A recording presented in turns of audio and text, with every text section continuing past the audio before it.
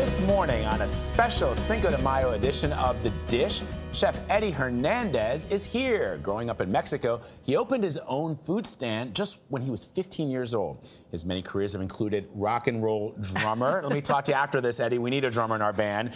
Volunteer fireman and small town mayor. Now his focus is back on food as executive chef and partner of Georgia's Taqueria del Sol restaurants.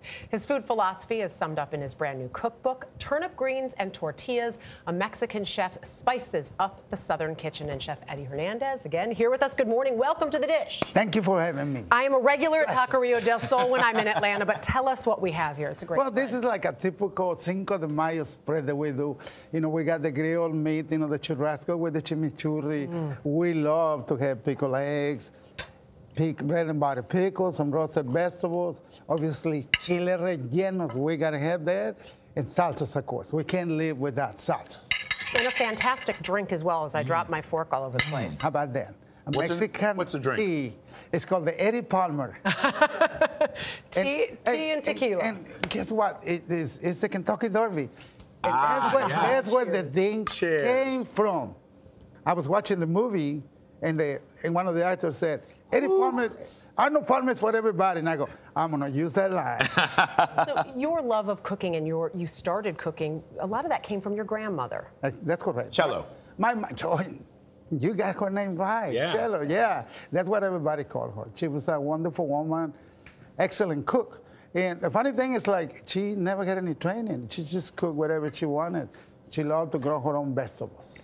You said there were no chefs, just cooks. That's correct. I love that. I mean, I think everybody, you know, chef is a title. I don't know where that came about. But we were just cooks, you know. And I grew up believing that being a cook was just something that you do, you know. If you wanted to fend for yourself, you needed to learn how to cook. Right. Well, you also, when you turned up in the United States, you had $2,000 in your pocket. What were you going to do with that $2,000? I was going to drink $200 a night worth of booze. Right. Then I was going to figure out what I was going to do with my life. And then what happened? I didn't finish the 2,000. You did not. 3 days into this thing, I met Michael, who is my business partner, and my life just changed right there. But you came here to be a drummer, right? Yeah, in 1974.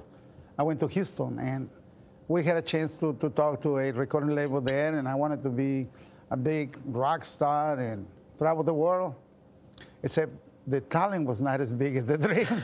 So that happens for a lot of us. Well, I ended up being right back in the kitchen.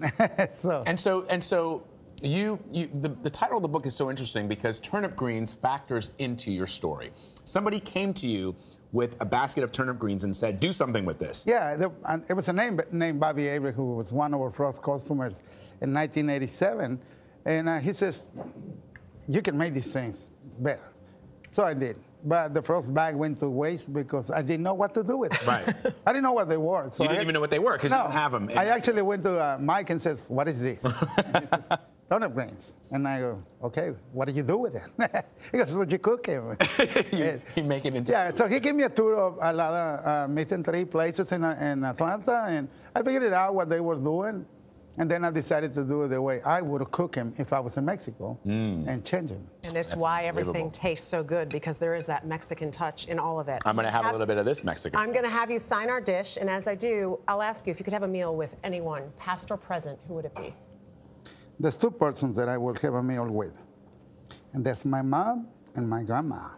Both of them who raised you, who you grew up with, and helped bring us all of this. Yes.